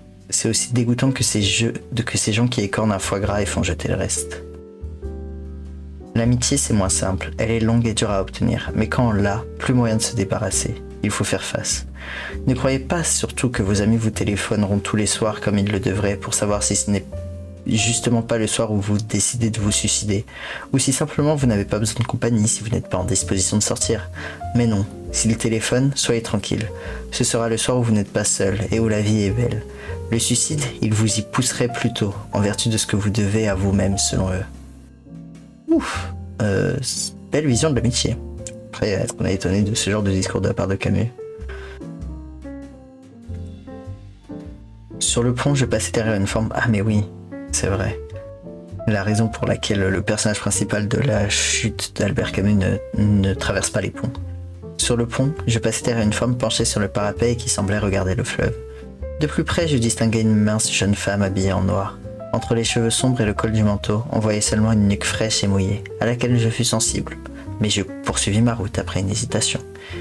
J'avais déjà parcouru une 50aine de mètres à peu près, lorsque j'entendis le bruit qui, malgré la distance, me parut formidable dans le silence nocturne d'un corps qui s'abat sur l'eau. Je m'arrêtai net, sans me retourner. Presque aussitôt, j'entendis un cri plusieurs fois répété qui descendait lui aussi le fleuve, puis s'éteignit brusquement. C'est bien écrit. En style d'écriture, c'est pas là où il va nous décevoir. Hein. J'avais eu raison, j'avais encore raison, j'avais toujours raison. J'avais écrit de telle façon et j'aurais pu vivre de telle autre. J'avais fait ceci et je n'avais pas fait cela. Je n'avais pas fait telle chose alors que j'avais fait telle autre. Et alors? Ça, c'est pendant qu'il est jugé, je crois. Mais tout le monde sait que la vie ne vaut pas la peine d'être vécue. C'est tellement Camus-like. Le temps me manquait pour m'intéresser à ce qui m'intéressait pas. Ok, bon, en termes d'écriture, on est ok. Maintenant, on arrive dans la partie plus complexe. Alors, putain, il a un gros résumé. Ok. Il est né en Algérie pendant la période coloniale française et il est mort par accident. Ah, je savais pas comment il était mort en France. Il est né en 1913, d'accord, donc juste avant la Première Guerre mondiale. Il est né de parents pieds noirs et passe son enfance dans les quartiers pauvres et populaires de Annaba, enfin près de Annaba. Grâce à son instituteur Louis Germain, il est reçu au Grand Lycée d'Alger et entre par la suite en Hippocagne à l'université où Jean Grenier est son professeur de philosophie. Mais sa santé est dégradée par la tuberculose. Attends, il est mort à quel âge? 46 ans? Tuberculose ou syphilis? Ah non, on a vu que c'était un accident. Pardon. J'avais déjà oublié. Ne lui permet pas d'accéder à une carrière universitaire. Après ses débuts journalistiques et littéraires, ok, et la publication de 2 de ses grandes œuvres, L'étranger et le mythe de Sisyphe, il s'engage dans la résistance française lors de l'occupation et il devient fin 1943 rédacteur en chef du journal Combat. Bon, là, on est sur la première partie de sa vie où il était based as fuck. Donc il écrit pièces de théâtre, romans, nouvelles, films, enfin il écrit plein de choses, il développe un humanisme sceptique fondé sur la prise de conscience de l'absurde de la condition humaine et de la révolte, qui conduit à l'action et à la justice et qui donne un sens au monde et à l'existence. Voilà, en théorie on est d'accord avec Camus, c'est un peu dommage le tournant qu'il prend à la fin quoi. Rattaché à l'existentialisme dans le sens où l'absurde camusien est aussi une réponse au nihilisme, l'écrivain a toujours refusé d'être étiqueté de ce courant. Tu m'étonnes parce que lui il était en mode ok le monde est absurde mais on peut quand même y changer quelque chose et faire en sorte que ça soit un monde plus égalitaire et tout ça, et genre les philosophes de l'absurde ils étaient juste en mode non moi je pense que la vie elle a pas de sens, du coup finalement osef un peu. Internationaliste, réformiste, moraliste, abolitionniste et proche des courants libertaires, il prend notamment position sur la question de l'indépendance de l'Algérie et ses rapports avec le Parti communiste algérien, qu'il quitte après un court passage de 2 ans. Il proteste également contre les inégalités et la misère qui frappent les indigènes d'Afrique du Nord, tout comme il dénonce la caricature du pied noir exploiteur tout en prenant la défense des Espagnols exilés antifascistes, des victimes du stalinisme ou encore des objecteurs de conscience. En marge des courants philosophiques, Camus est d'abord témoin de son temps et ne cesse de lutter contre les idéologies et les abstractions qui détournent de l'humain. Il est aussi amené à s'opposer aussi bien au libéralisme qu'à l'existentialisme et au marxisme lors de la sortie L'homme révolté en 1951. Sa critique de la légitimation de la violence et son anti-soviétisme lui valent les anathèmes des intellectuels communistes ainsi que sa rupture avec Jean-Paul Sartre. Ouais, bon, ça, normal. En janvier 1960, victime d'un accident de voiture brutal alors qu'il se rendait à Paris avec Janine, Anne et Michel Gallimard. J'étais en mode qui sont ces gens? Mais Gallimard, je pense que j'ai un indice. Il meurt sur le coup et laisse derrière lui une partie inachevée de son œuvre. Ok. Non mais attends, jusqu'à présent, moi je pensais, parce que il y avait tout ce truc effectivement sur l'Algérie où il me semblait de mémoire qu'il avait été un peu pris entre deux feux à dire que ouais bon l'Algérie coloniale c'était pas ouf, mais en même temps c'était son pays et voilà il avait pas envie de le rendre. Mais j'ai peut-être confondu avec quelqu'un d'autre ou j'ai peut-être juste fantasmé ça parce que là, il a l'air d'être globalement très ok. Alors, enfance et famille, bon on a vu origine modeste, qui a globalement s'est installé en Algérie parce que je pense qu'ils avaient pas de thunes. Sa famille paternelle est originaire de la métropole, ok. Entre Bordeaux, Marseille... Et l'autre, elle vient d'Ardèche. Ok, donc des petits villages. C'est le premier qu'on voit qui n'était pas d'une famille bourgeoise, c'est déjà pas mal. Après, il était d'une famille pied noir, quoi. Bref. Ok, son père participait à la campagne du Maroc. C'était pas insane. Puis il devient caviste. Ok. Ok, donc le père de Camus, c'est le premier qui n'est pas analphabète dans sa famille. Alors qu'il est orphelin dès l'âge d'1 an, il apprend les rudiments de la lecture à l'orphelinat, puis il devient ouvrier agricole. Ok, effectivement, il vient pas d'une famille de fous avec de la thune, quoi. Ok, puis il approfondit lecture et écriture avec son employeur, très bien. En juillet 14... Le paludisme menace la famille, qui quitte la région avec ses 2 enfants et s'installe chez la mère despotique et ses 2 frères. Étienne Sourd qui travaille comme tonnelier et Joseph cheminot. Attends, la frère de qui?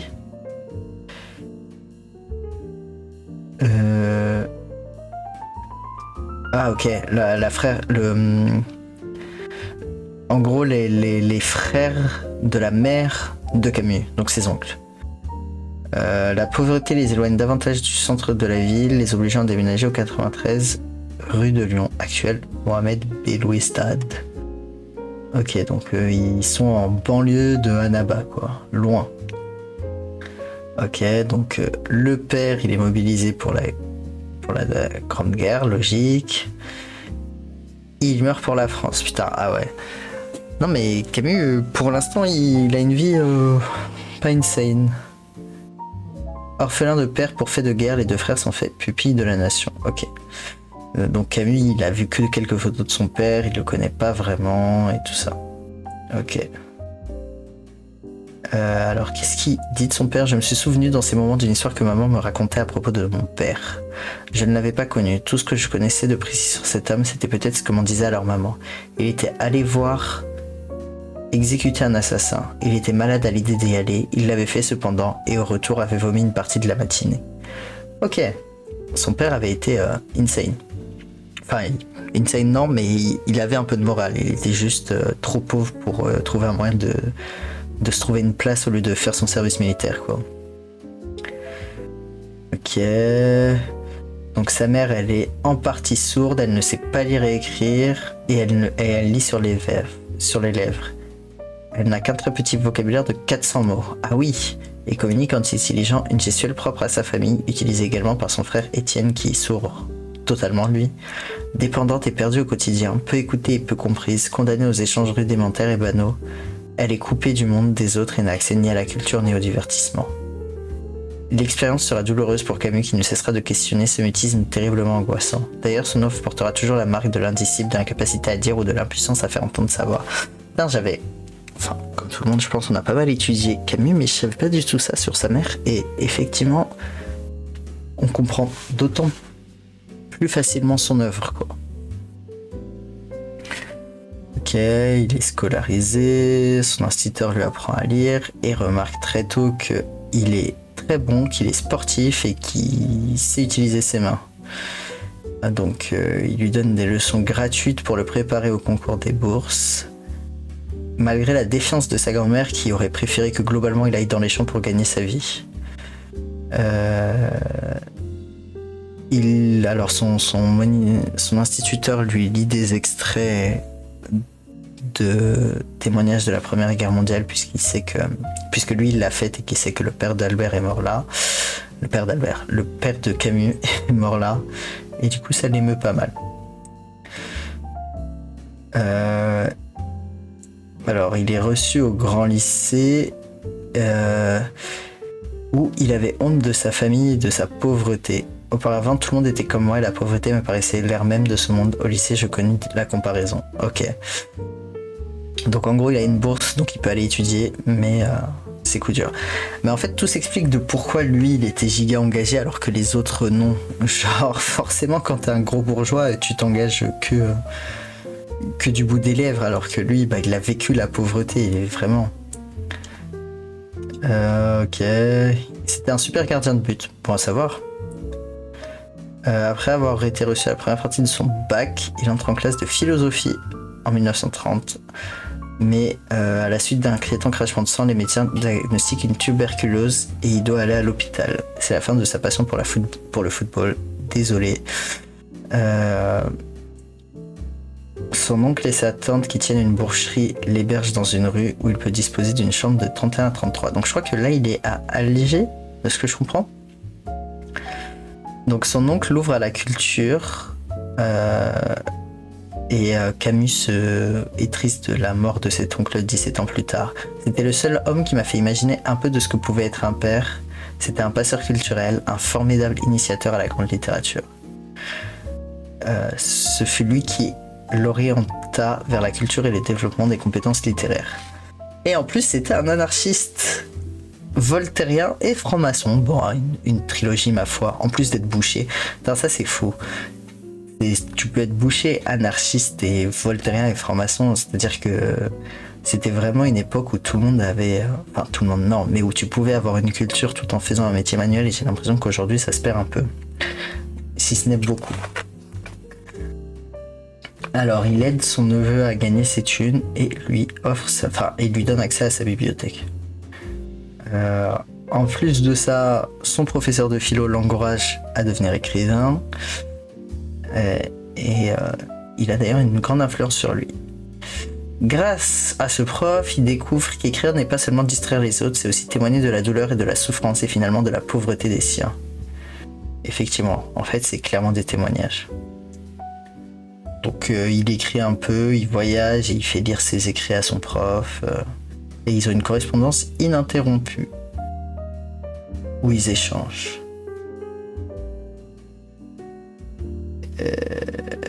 Alors, 32 et 33...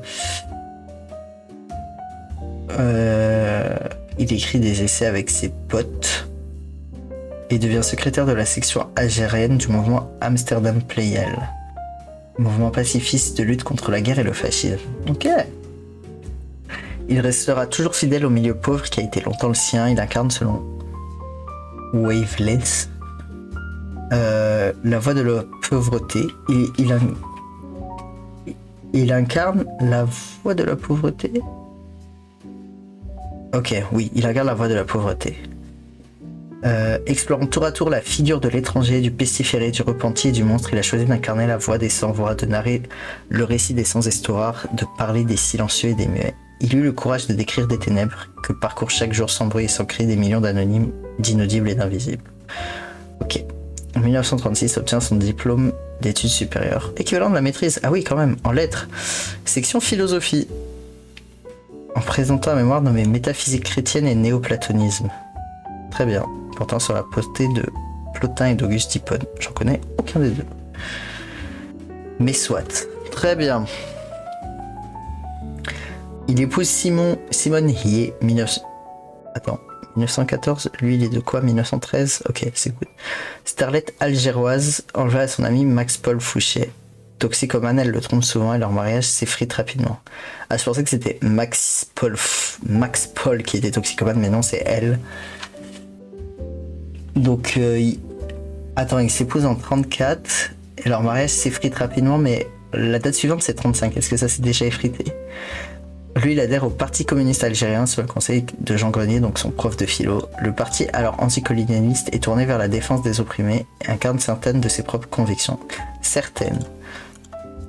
Ok. Nanana.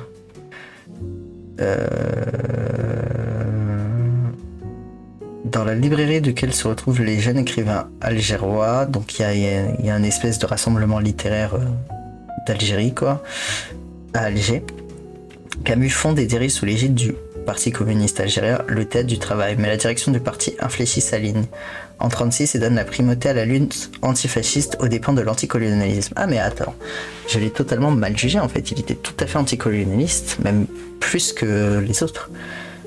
Les militants sont alors poursuivis et emprisonnés. Pourquoi? Parce qu'ils étaient anticolonialistes? Ah, c'est possible. Camus, qui s'accommode mal du cynisme et de la stratégie idéologique, proteste alors ce retournement et exclut du parti en 1937. Ok, lui il était en mode moi je veux tout être.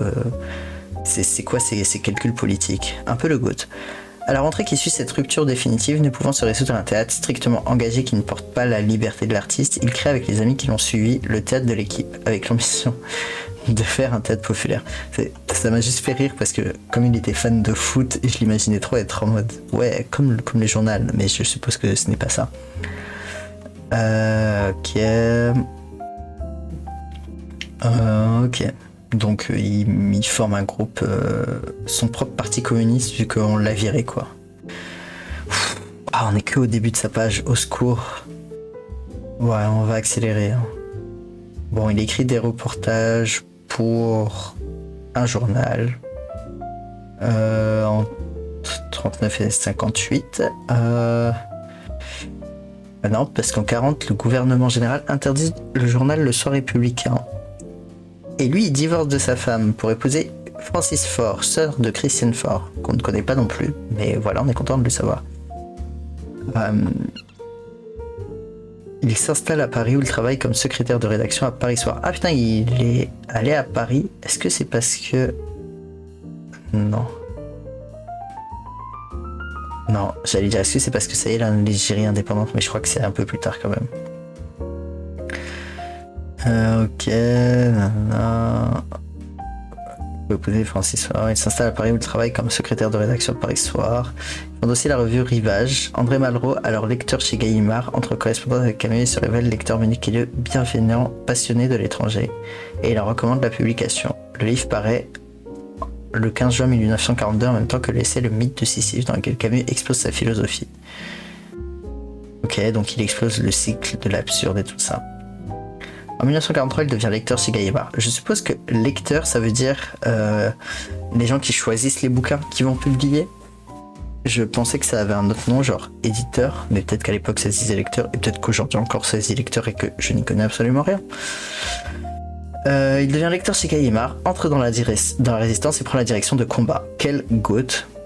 Le journal se revendique comme la voix de la France nouvelle et Camus ne souhaite pas qu'il soit associé à un quelconque parti politique. Ah Camus, comme je te comprends. La résistance lui délivre une fausse carte d'identité, lui donnant comme résidence... Ok, on s'en fout. 2 jours après le largage de la première bombe sur Hiroshima, il est l'un des seuls ça va aller. Il est l'un des seuls intellectuels occidentaux à dénoncer l'usage de la bombe atomique dans un éditorial publié par Combat. Et c'est fou parce que effectivement, c'était rare et je trouve que c'est incroyable à quel point c'est rare à l'époque et aussi aujourd'hui, genre il y a un peu ce truc que que Hiroshima et Nagasaki, il y a cette logique de oui, mais si on ne l'avait pas fait, voilà, la guerre elle aurait continué et tout ça. Mais c'était des milliers de morts en une seconde. Enfin, je sais pas, ça me semble être juste logique que c'est pas une arme qu'on devrait posséder, quoi. Bon, déjà, je suis globalement anti-guerre, mais alors la bombe atomique, c'est vraiment... c'est tout le pire, quoi. Il va falloir choisir dans un avenir plus ou moins proche entre le suicide collectif ou l'utilisation intelligente des conquêtes scientifiques. Mon ami, si tu savais où on en est. À la Libération, Camus est activement contre l'épuration, donc le jugement des personnes ayant collaboré avec les nazis. Il écrit « Il nous aurait resté de la haine » dans sa conclusion. Alors peut-être dans une nation libre et passionnée de vérité, l'homme recommencera à prendre ce goût de l'homme sans quoi le monde ne sera qu'une immense solitude. C'est bizarre d'être activement contre l'épuration. Alors je dis pas que tu dois buter tous les gens qui ont collaboré, mais que tu les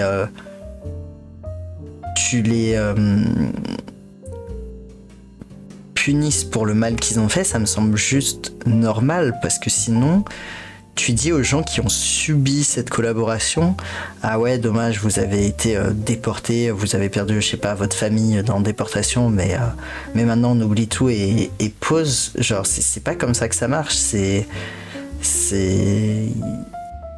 faut qu'il y ait un jugement pour qu'il y ait un apaisement. Nier la chose, c'est pas apporter un apaisement, quoi.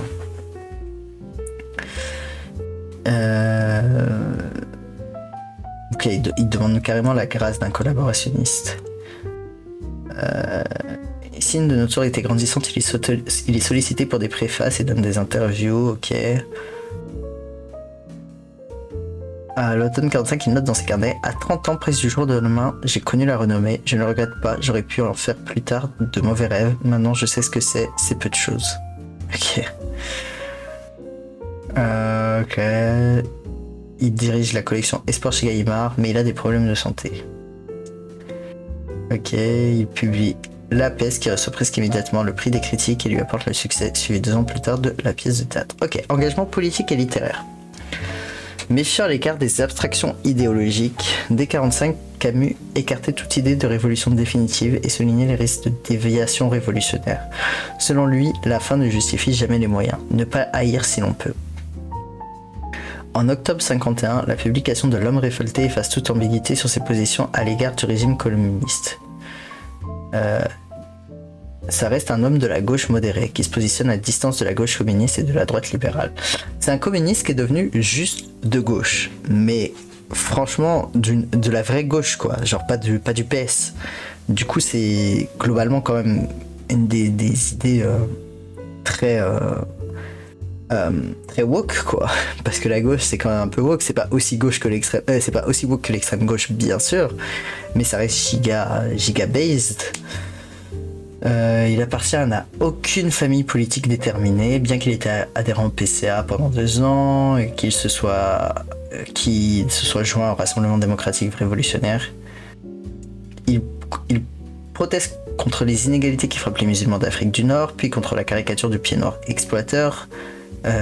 Oui, effectivement, tous les pieds noirs n'étaient pas exploiteurs, mais c'était plus une question de... C'est comme le privilège blanc, quoi. Tous les blancs ne sont pas riches, mais ils ne connaîtront jamais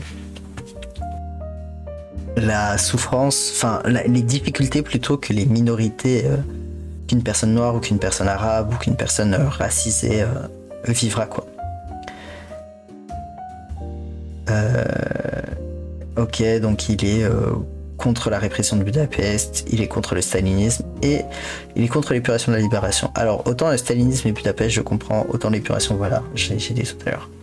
Ces positions provoquent des violentes polémiques et Camus est attaqué par ses amis. La rupture avec Jean-Paul Sartre a lieu en 1952 après la publication dans les temps modernes de l'article de François Janson qui reproche à la révolte de Camus d'être délibérément statique. Ah oui. On comprend pourquoi les gars d'extrême gauche ne l'aiment pas trop, quoi. C'est-à-dire qu'eux ils sont un peu dans la logique, il faut que les choses bougent, donc... Camus s'engage activement en faveur d'une citoyenneté mondiale. Ok. Alors ça c'est vraiment une idée d'extrême gauche pour le coup. Peut-être qu'à l'époque c'était de gauche, mais d'extrême gauche l'idée de ne plus avoir de frontières, qui est une idée que je partage encore aujourd'hui. Et on me dit que je suis beaucoup trop fleur bleue pour ça, mais enfin je sais pas, ça semble tellement logique. Quand vous voyez des films de SF, à chaque fois une planète a ses habitants et ils sont tous plus ou moins en cohabitation et ça nous semble juste être la base qu'ils vivent sur une planète, donc forcément ils s'entendent bien. Mais alors nous par contre, vas-y laisse tomber. Et ok. Et il souhaite le retour de Pierre Mendès France afin que celui s'occupe de la situation en Algérie. Il y dénonce le mépris de l'humain qui caractérise la condition ouvrière. Ok.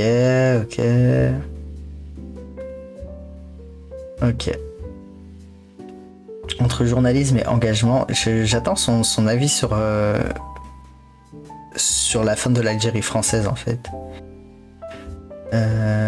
Ok.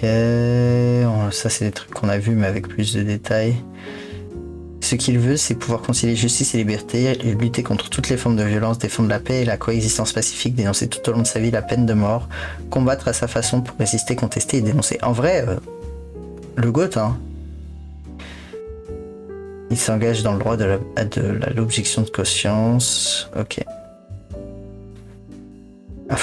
Oula, il y a une petite glissade sur la fin. Selon Simone de Beauvoir, après c'est selon Simone de Beauvoir, Albert Camus verra dans le deuxième sexe un ouvrage blessant pour l'homme, ce qui le conduira à regretter à la sortie de l'ouvrage qu'elle ait en fin de compte ridiculisé le mal français. Elle commentera cette remarque dans La force des choses. Méditerranéen, cultivant un orgueil espagnol, il ne concédait à la femme que l'égalité dans la différence et évidemment, comme il dit George Orwell, c'était lui le plus égal des deux. Elle était l'objet, lui la conscience. D'accord. Il y a eu petit glissement.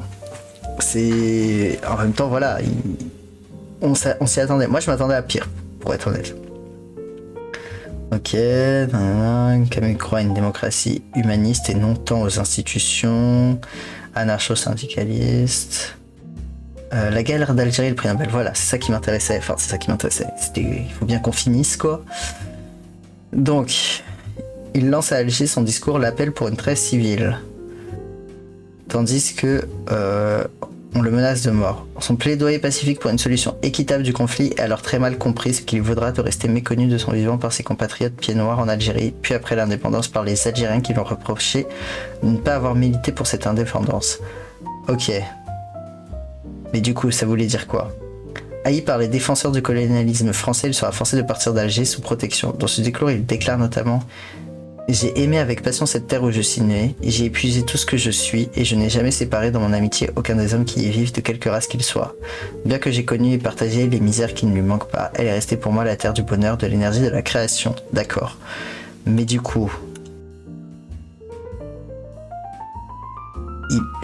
Lui, il était pour la décolonisation, il était pour une troisième solution, c'est pas super clair.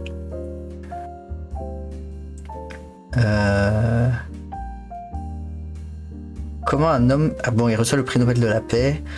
Il explique comment un homme presque jeune, riche de ses seuls doutes et d'une œuvre encore en chantier, habitué à vivre dans la solitude du travail ou dans les retraites de l'amitié, n'aurait-il pas appris avec une sorte de panique un arrêt qui le portait d'un coup, seul et réduit à lui-même, au centre d'une lumière crue.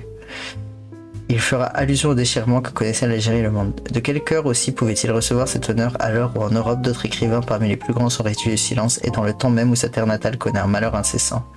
Chaque génération sans doute se croit vouée à refaire le monde, la mienne sait pourtant qu'elle ne le refera pas, mais sa tâche est peut-être plus grande, elle consiste à empêcher que le monde se défasse. C'est un peu ça. Hein. Ok, donc il n'était pas tout à fait contre la décolonisation. Contre la colonisation non plus, c'est ce que je voulais dire.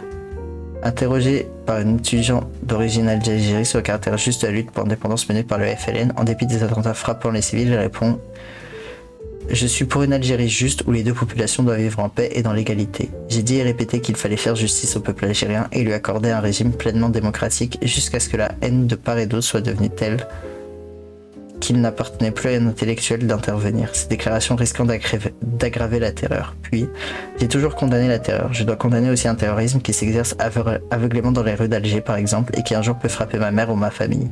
Je crois à la justice, mais je défendrai ma mère devant la justice. Ah ah! Pour cette dernière citation, le traducteur C.J. Burston rapporte beaucoup plus tard une version un peu différente. En ce moment, on lance des bombes dans les tramways d'Alger. Ma mère peut se trouver dans certains tramways. Si cela est la justice, je préfère ma mère. Ok. Donc en fait, souvent déformé entre la justice et ma mère, je choisis ma mère. Cette réponse lui sera reprochée. Elle s'insère pourtant de façon cohérente dans l'œuvre de Camus. Non, ok.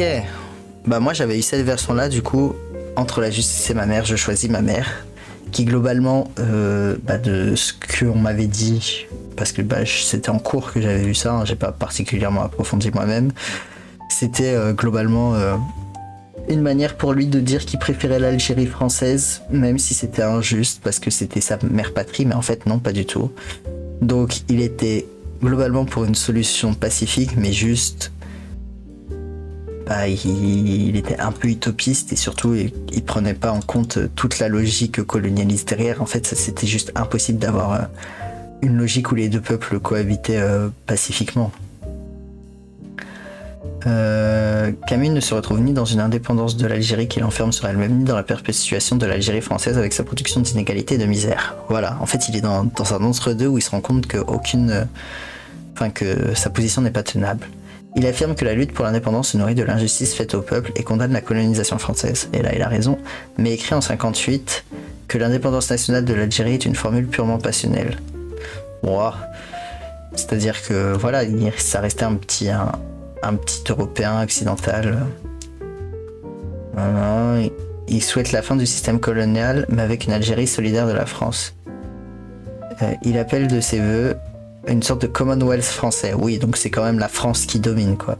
Une Algérie constituée par des peuplements fédérés et reliés à la France me paraît préférable, sans comparaison possible au regard de la simple justice, à une Algérie reliée à un empire d'islam qui ne réaliserait à l'intention des peuples arabes qu'une addition de misère et de souffrance et qui arrachait le peuple français d'Algérie à sa patrie naturelle. Ouais, c'est voilà, vision un peu biaisée, mais en même temps logique vu son passé, quoi. Il rejetait les extrêmes des deux côtés, et une partie de la presse littéraire française de gauche comme de droite critique ses positions sur cette guerre. En même temps, il a une position... il a une position malheureusement qui n'est ni de l'un ni de l'autre, des deux points de vue. C'est-à-dire qu'il était en mode, je suis pas pour la colonisation et je suis pas pour la décolonisation, je suis pour une troisième option qui n'était pas sur la table à ce moment-là. Du coup, forcément, c'est compliqué. Et du coup, ça explique pourquoi il préfère fermer sa gueule. Ok.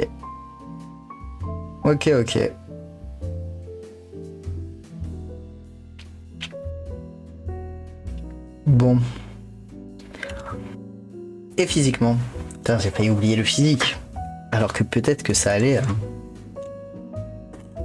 faire remonter sa moyenne de fou. Alors... ça fait bizarre de voir un auteur sourire.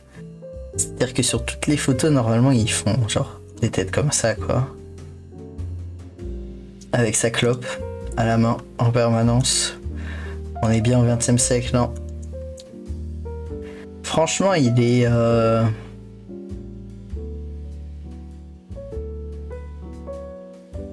Il est plutôt dans la moyenne haute, quoi. Genre, ça va. Il est clairement pire. Ok. Camus, ça sera c'est bien. Devant Voltaire. Attends, non. Non mais ça c'est... Attends mais ça c'est Proust. Ah mais j'ai confondu tout à l'heure, j'ai dit que ça c'était Proust, mais c'est pas Proust lui. C'est Baudelaire. Je crois que Baudelaire il était vraiment trop problématique, je sais plus. Non, on va laisser Colette là, attends. Camus d'abord. Donc Camus...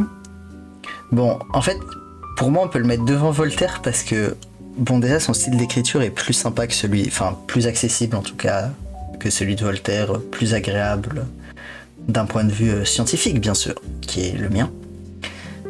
Mais surtout, Voltaire, il avait un peu les takes... Genre, Camus, il a cette position un peu ambivalente sur l'Algérie française, mais il est pas non plus en mode « je veux que ça reste une colonie française », alors que Alors que Voltaire, il a eu tout son arc. Je suis pour l'esclavagisme et tout ça. Du coup, un peu mauvais bail. Donc pour moi, il est au-dessus de Voltaire. Par contre, je me souviens plus de ce que Dumas avait dit. Mais je pense que là, on est pas mal. Je ferai peut-être des ajustements à la toute fin quand j'aurai tout mis. Mais je pense que là, on est good.